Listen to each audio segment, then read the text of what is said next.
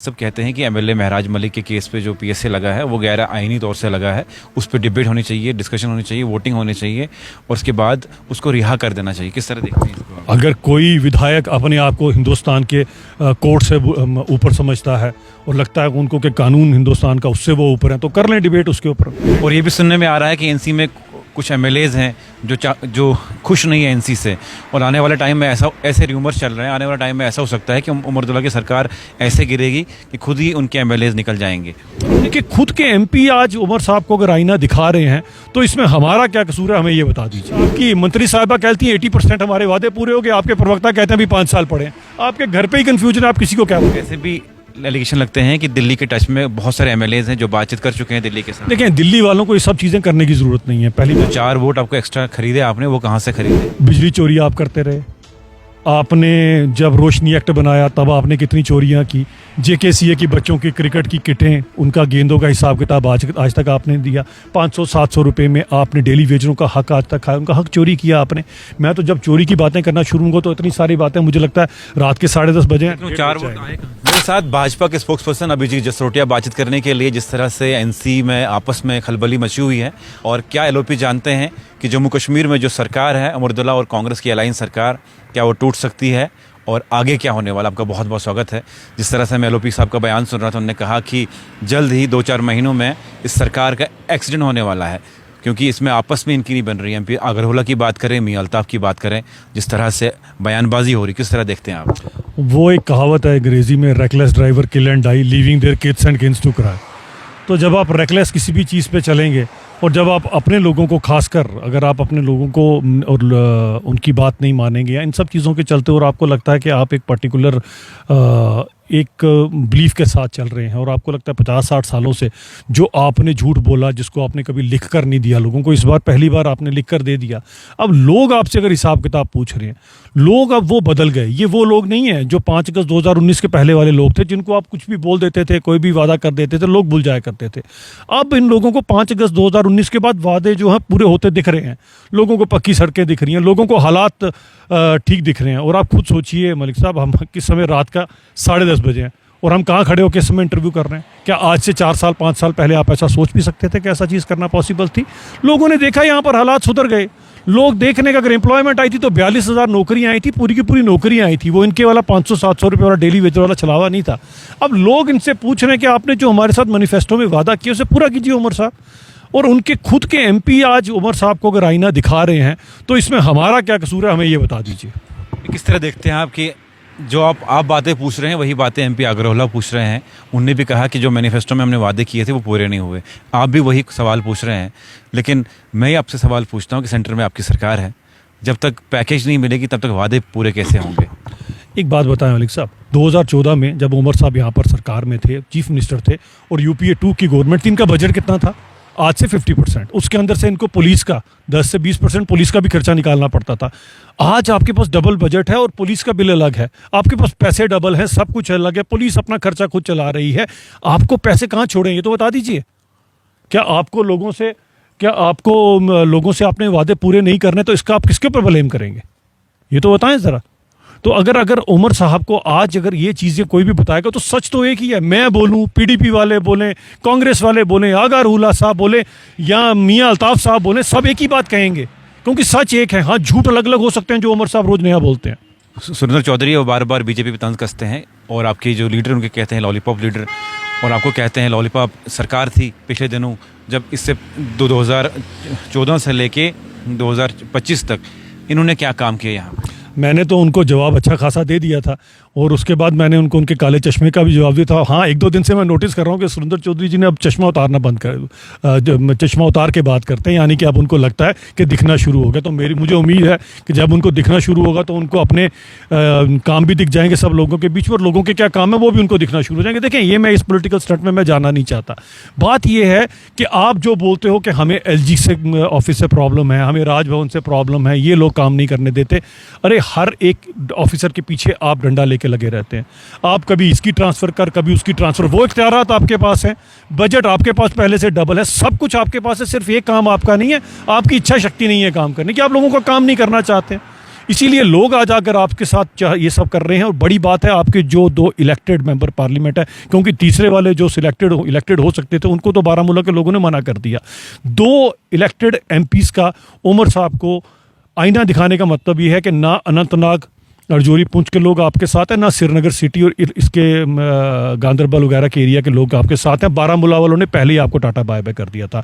तो moral grounds पर अगर आप देखो तो आज उमर साहब अपना लोगों के बीच में जो उनका एक सो कॉल्ड मैंडेट है वो लूज़ कर चुके हैं। अब इसके ऊपर आप ब्लेम करोगे बीजेपी को या किसी को ब्लेम करोगे, ये आपकी खुद की ही है। आपका अपना ही बोझ इतना ज़्यादा हो चुका है कि आज आप गिर रहे हैं। तो आपके गिरने का कारण भी यही है कि आपको आज अपने काम करने नहीं आ रहे हैं, और आज आके आपको लगता है कि आपने किसी एक इंसान को आगे कर दिया हुआ है, उससे आप हर एक चीज़ बुलवाने की कोशिश करेंगे। और जब आप ये रीजनल पॉलिटिक्स खेलेंगे, जब आप खासकर मैं कल बड़ा जिसमें मैंने आज प्रेस कॉन्फ्रेंस हुई, मैं बड़ा हैरान हुआ। मैंने उमर साहब का एक नया ही रूप देखा। खैर, जब भी उनकी ये कुर्सी जाने वाली होती है या उनके हाथ से पावर जाने वाली होती है, तब वो इसी तरह का रिलीजियस कार्ड खेलना शुरू हो जाते हैं। और ये बड़े दुख की बात हुई मुझे देखकर। उमर साहब, क्या आप पर्टिकुलरली चंद एलीट लोगों के, चंद गुपकार के अराउंड जो आपके रिश्तेदार हैं उनके चीफ मिनिस्टर हैं? क्या आप हिंदुओं के चीफ मिनिस्टर नहीं हैं? क्या आप ST SC पहाड़ी गुज्जर इनके चीफ मिनिस्टर नहीं हैं? अगर आप जिस तरह का कल आपने रिलीजियस कार्ड खेला है, ये बड़ा अफसोसनाक कार्ड है, जिसके ऊपर मैंने आज प्रेस कॉन्फ्रेंस की और मैंने बड़ी सारी सच्चाइयाँ बताई हैं। तो मुझे लगता है उसके बाद कम से कम मेरे बारे में गलत ना सोचकर जो मैंने आपको बात की, मैंने सुझाव दिए हैं। आप हमारे मुख्यमंत्री हैं, उन सुझावों के ऊपर काम कीजिए। हम भी चाहेंगे कि आप आगे चलें, क्योंकि 2047 में विकसित भारत का संकल्प हमने लिया है। और विकसित भारत सिर्फ भारतीय जनता पार्टी की स्टेटों से विकसित होगा तो वो पॉसिबल नहीं है। जम्मू कश्मीर भी वैसे ही विकसित होना चाहिए। लेकिन कल आप पे इल्ज़ाम लगे कि जिस तरह से आप पे बाहर इल्ज़ाम लगता है कि वोट चोरी के, कल असेंबली में जो डिप्टी CM ने आप पे इल्ज़ाम लगाया कि हमें मुंह मत खुलवाइए, जो 4 वोट आपको एक्स्ट्रा खरीदे आपने वो कहाँ से खरीदे, हम पूरी असेंबली को बता देंगे। चलें, बताएं ना फिर। खैर, मैं तो उनको सीरियस लेता ही नहीं हूँ। बिजली चोरी आप करते रहे। आपने जब रोशनी एक्ट बनाया तब आपने कितनी चोरियां की। JKCA की बच्चों की क्रिकेट की किटें, उनका गेंदों का हिसाब किताब आज तक आपने दिया। 500-700 रुपये में आपने डेली वेजरों का हक आज तक खाया, उनका हक चोरी किया आपने।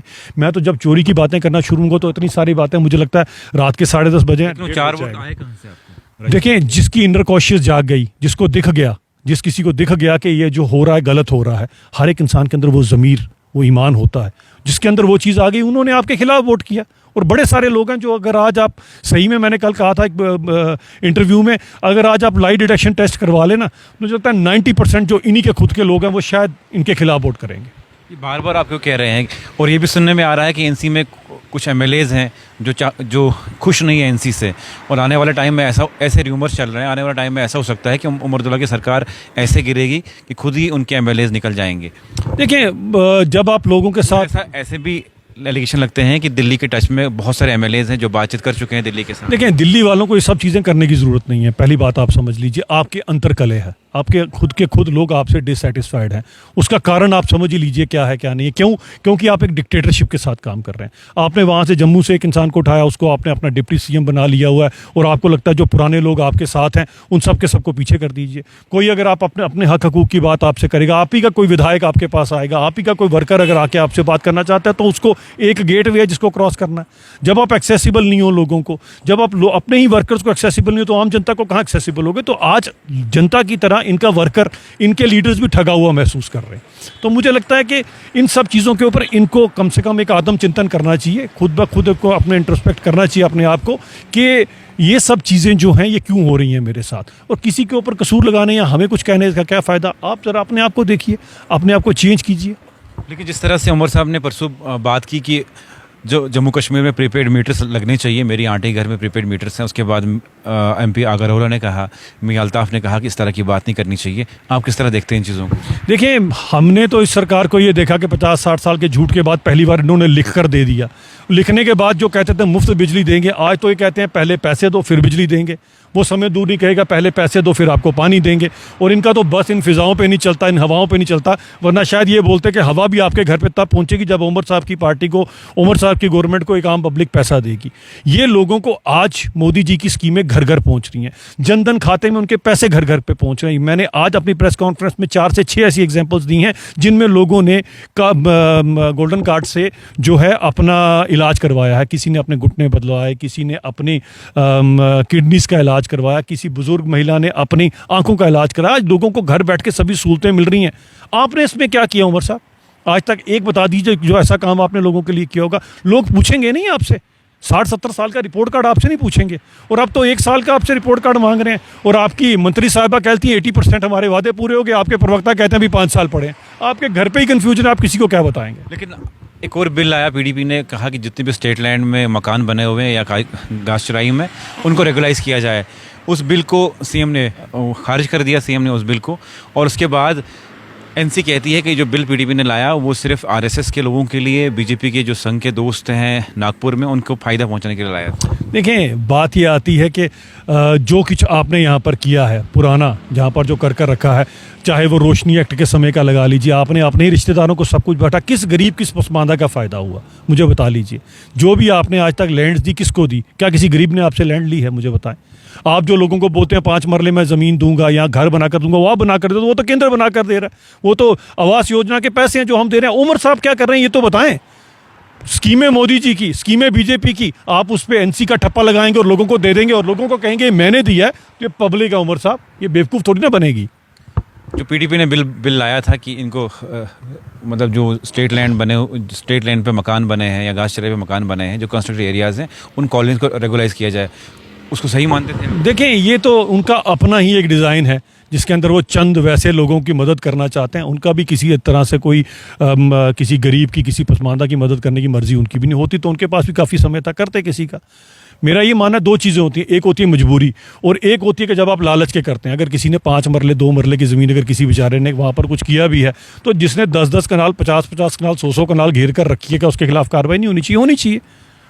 असेंबली में बार बार बात होती है, सारे एमएलए अपोजिशन ये कहते हैं, रूलिंग पार्टीज़ के या कांग्रेस के अलायंस के, सब कहते हैं कि एमएलए महराज मलिक के केस पे जो पीएसए लगा है वो गैर आईनी तौर से लगा है, उस पर डिबेट होनी चाहिए, डिस्कशन होनी चाहिए, वोटिंग होनी चाहिए और उसके बाद उसको रिहा कर देना चाहिए। किस तरह देखते हैं इसको? अगर कोई विधायक अपने आप को हिंदुस्तान के कोर्ट से ऊपर समझता है और लगता है उनको कि कानून हिंदुस्तान का उससे वो ऊपर है, तो कर लें डिबेट उसके ऊपर। मेरे लिए तो आज भी लगता है कि 2 इंसान, आज आम इंसान जो है आपस में जब लड़ते हैं तो कहते हैं I will see you in court. उनका इस देश के कानून के ऊपर भरोसा है, जिन्होंने इस देश की कानून की, जिन्होंने इस देश की संविधान की अगर कसम खाई है, उसके बाद अगर भरोसा नहीं है तो शायद वही इसका जवाब बेहतर दे सकते हैं। मैं क्या दूंगा इसके बारे में। चलिए, बहुत बहुत शुक्रिया। मेरे साथ भाजपा के स्पोक्स पर्सन अभिजीत जसरोटिया बातचीत करने के लिए थे राज्यसभा के इलेक्शन को लेके, और एनसी के मैनिफेस्टो में क्या कहा था और क्या कर रहे हैं उस सब पे बातचीत की। आपने सुनी और आप किस हद तक सहमत हैं, कमेंट सेक्शन में ज़रूर लिखिएगा।